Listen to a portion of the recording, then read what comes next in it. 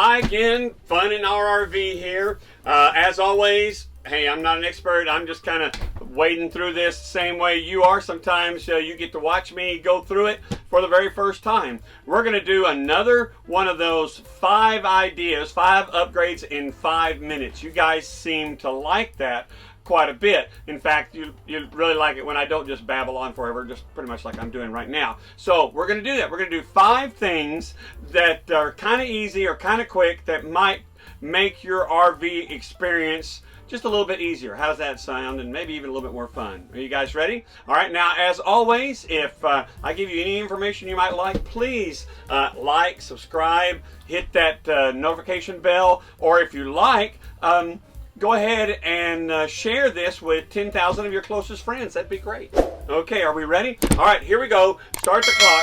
5 upgrade ideas in 5 minutes. And the first idea that we've done lately is double propane tanks, double LPG tanks. You'll notice that if you see the front of our RV that we have 2 tanks. Now, some people like to have 2 tanks like that just to have more propane.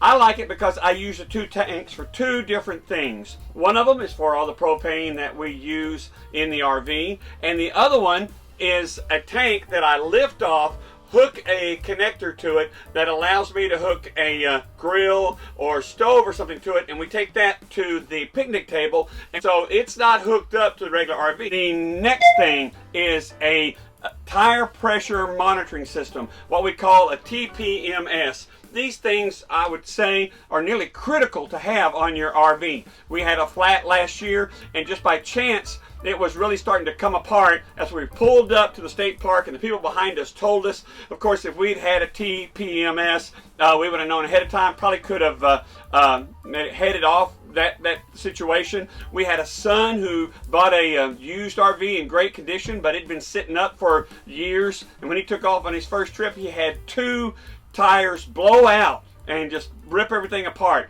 Had he had a TPMS system, he probably could have avoided that or taken some actions to maybe not let it blow out or whatever like that. Okay, so a TPMS is a great thing to have, and it's simple. It takes 5 minutes to install. There's nothing to it. You screw these little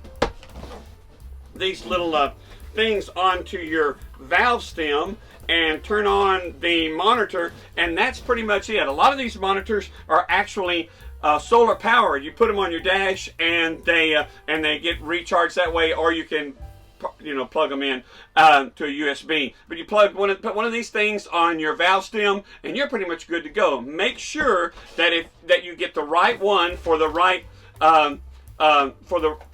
number of tires you have. Don't think you can buy a 4 valve stem system and it'll work on your 2 if that's all you have.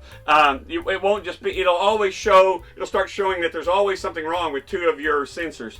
Get a 2 like this one, which comes with just 2 of these things, or get one that comes with 4. All right. All right, next thing, our bunk beds. If you've had an RV for any length of time and your kids have gotten older and they're above the age of, say, 9, then getting in and out of the bunk beds for them are pretty tough. Me and a couple of buddies or something like that want to go fishing, or we have an adult son who's single, doesn't have a girlfriend right now, so he has plenty of money and he'd love to go fishing with us at times. And when he does, he pays for the gas. So it's pretty much, hey Dave, where you want to go now? For us, okay? It's a struggle for him to get into those bunk beds. And so we took out the top bunk bed, or took out most of it. I'm not going to go into great detail about it. It's fairly easy to do, except for dealing with those weird square Phillips combination screws that they have in like IKEA products and things like that. Those things are put in with an impact wrench or something like that, and they are just hard to get out. They're called Quadrex screws or something. If it weren't for that, this would be a snap, but you kind of have to fight with those screws to get that out. But it's not hard. It's put together with staples, except for the screws that hold a few things. Okay.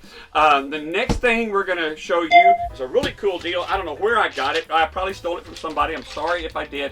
But these glow in the dark sticky button kind of things. What we're going to do is we're going to put these on, the light switches in RVs are those push the center thing to turn them off and on, and you go into a dark room, you're doing that thing where you're feeling all over the ceiling till you finally feel it, and then you can turn it on. With these, you have a glow in the dark.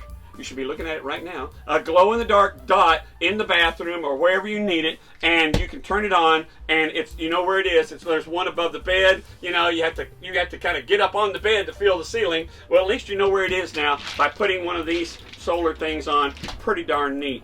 And then the last thing we're going to talk about is the shower knobs in the shower. They work kind of funny, and ours are kind of put in backwards, it looks like, or whatever. And so I paid for these little buttons, cheap as dirt. And these things here, these are waterproof, and they give you like 1,000 of them, and they're pretty cheap too. And of course I'll do links for all this stuff, and you can put hot and cold or H and C or whatever you want on it. Not only that, but when you're RVing, you're always putting labels on things. Okay, so that's it. LPG tank, TPMS, the bunk bed, do that so an adult can get in it. Glow-in-the-dark buttons, hot and cold stickers. Judy, please edit this so it only takes 5 minutes. They hate it when I ramble on. Okay.